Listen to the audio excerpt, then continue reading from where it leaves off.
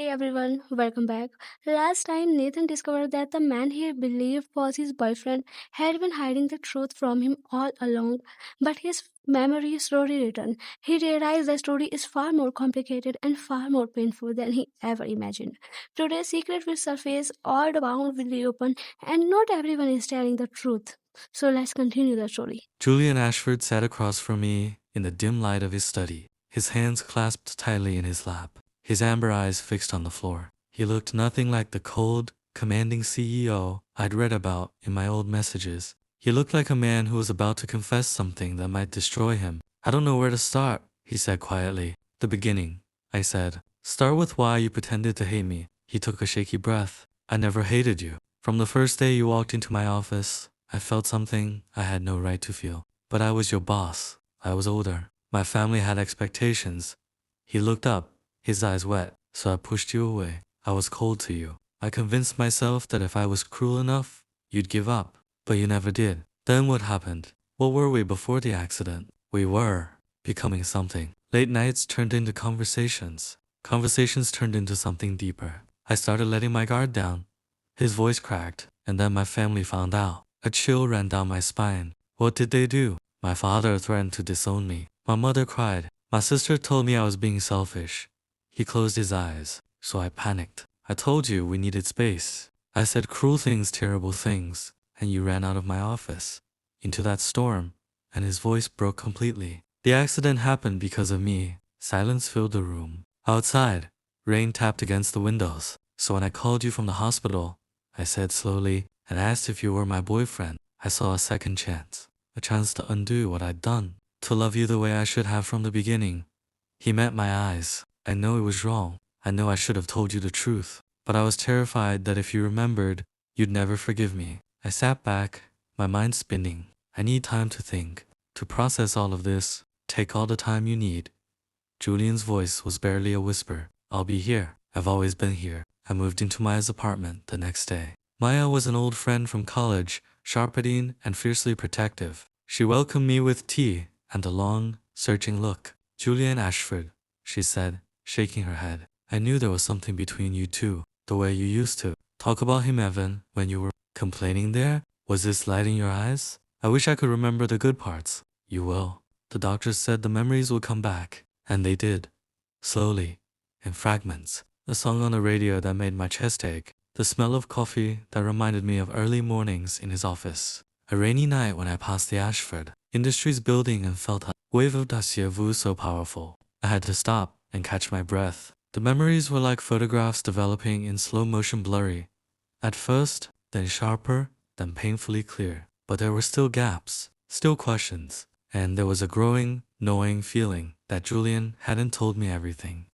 The first crack appeared on a Thursday. I was going through old messages on my phone from before the accident. I found a thread with Julian's sister, Celeste. We'd apparently been friendly once. Her messages were warm, almost sisterly. Then I scrolled further back, and I found a message that made my blood run cold. "Nathan, I'm telling you this because I care about you. Julian isn't who you think he is. He's been lying to you about something important. Ask him about the engagement. Ask him about father's deal.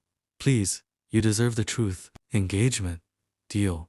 The words rattled around in my skull. I called Celeste immediately. She answered on the second ring, her voice surprised. "Nathan, is everything okay? You sent me a message before the accident. You said Julian was lying about something. An engagement. A deal. What were you talking about?" A long, waited silence. Then Celeste sighed. "I was hoping you wouldn't remember that. Tell me, please. Julian didn't just push you away because of family pressure. Our father made him a deal. If Julian agreed to marry Elena, Vansa, daughter of Vance, Industries' father would step down and let Julian take full control of the company. If Julian refused, father would disown him and hand the company to someone else." My heart stopped. Julian was engaged. It was never official. Julian refused to sign the contract, but father kept pushing. He told Julian that if he continued his relationship with you, he'd destroy both of you. He'd ruin your career, your reputation, everything. Celeste's voice softened. "Julian was trying to protect you, but he went about it terribly. He thought pushing you away would keep you safe. Instead, it just broke both of you." I hung up the phone, my hands shaking. Julian was supposed to marry someone else. His father threatened to destroy me, and he never told me. I confronted Julian that night. He was in his study, staring at a glass of whiskey he hadn't touched. When I walked in, his face lit up with cautious hope. Then he saw my expression, and the hope died. You spoke to Celeste, he said quietly. You were engaged. Your father made a deal. You were supposed to marry someone else. It wasn't a real engagement. I never agreed to it, but you didn't tell me. You let me believe the only obstacle was your fear. You never mentioned that your father threatened to destroy me. Julian stood, his amber eyes desperate. I didn't want to burden you with that. I thought if I could handle my father on my own, I could protect you from the worst of it. But I failed. I failed you in every possible way. Why didn't you trust me to handle the truth? Because I was ashamed. His voice cracked. I was ashamed that I couldn't stand up to my father. Ashamed that I was too weak to choose you openly. I've spent my whole life being controlled by my family's expectations. And when it mattered most, I couldn't break free. Silence hung between us, heavy and suffocating. I need more time, I said finally. This is too much. Every time I think I understand, there's another secret. Julian nodded, his shoulders slumping. I understand. Take all the time you need. But as I turned to leave, I noticed something on his desk. A document, half hidden under a stack of papers. The letterhead caught my eye. Vance Industries. What's that? I asked. Julian went pale. Nothing. Just business papers. I didn't believe him, but I didn't push. Not yet. The second crack came 3 days later. I was having lunch with Maya when a woman approached our table. She was tall, elegant, with dark hair swept back in an expensive style. Her clothes were designer, her smile was polished, and her eyes, when they met mine, were cold as ice. You must be Nathan, she said. I'm Elena Vance, Julian's fiancée. Maya choked on her drink. I just stared. Ex-fiancée Elena corrected herself, though her tone suggested she didn't consider it very ex. May I sit? Without waiting for an answer, she slid into the booth beside me. Her perfume was expensive, overpowering. I've been wanting to meet you for some time. Julian speaks about you constantly. Nathan this, Nathan that. It's quite exhausting, actually. What do you want? Maya demanded. Elena ignored her. Her eyes stayed fixed on me. I wanted to see for myself the person Julian threw away his future for. You're not what I expected. I'm sorry. You're very ordinary.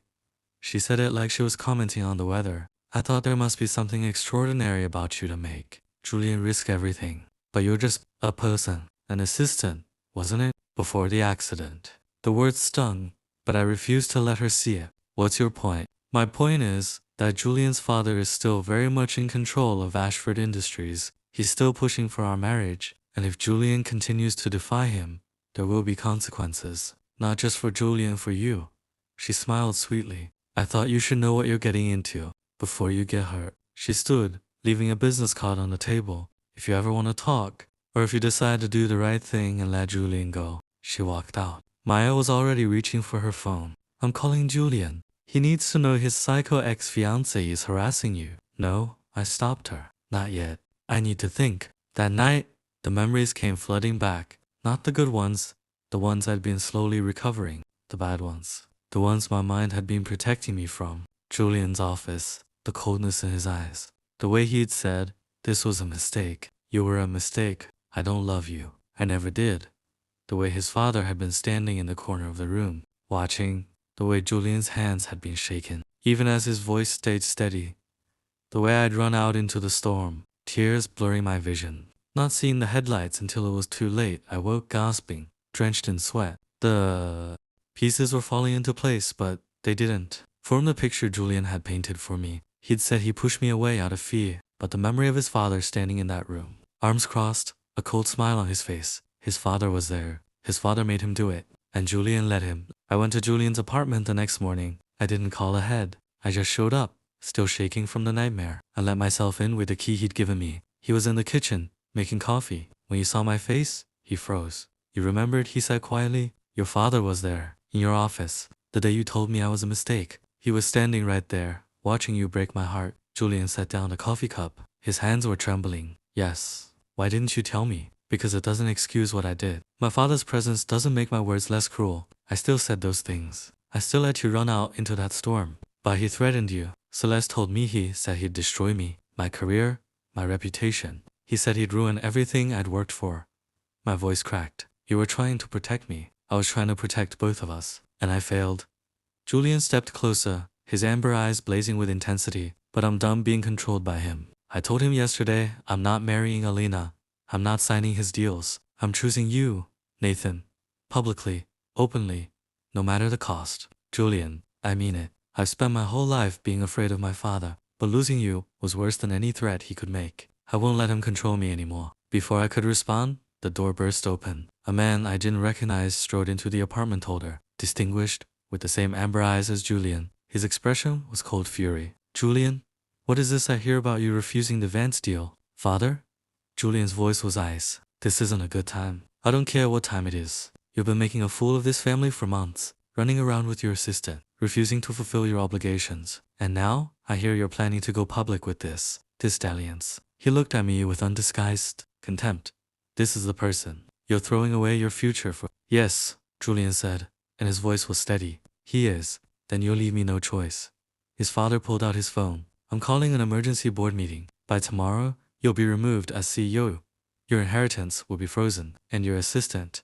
He looked at me with a cold smile. His career will be over. I'll make sure no company in this city ever hires him again. Father, you made your choice.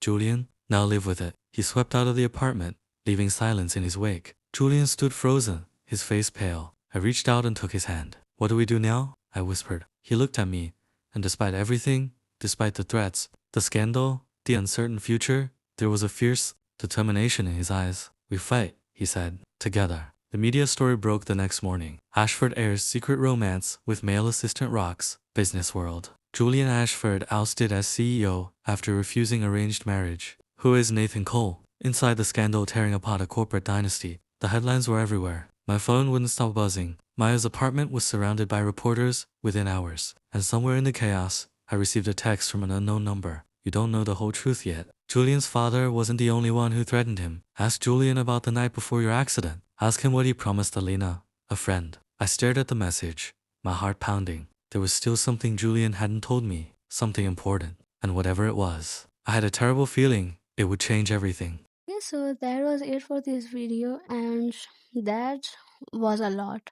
Honestly, I think what makes this part of the story so interesting isn't the romance, it's the trust. At the beginning, it feels like the biggest problem is the lie. Julian told Nathan he was his boyfriend when he wasn't. There's already a huge problem.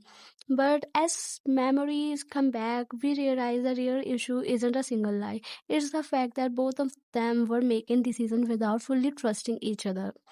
Julian kept hiding things because he thought he was protecting Nathan. Nathan kept assuming he had the full picture when he didn't. And that's where everything started falling apart.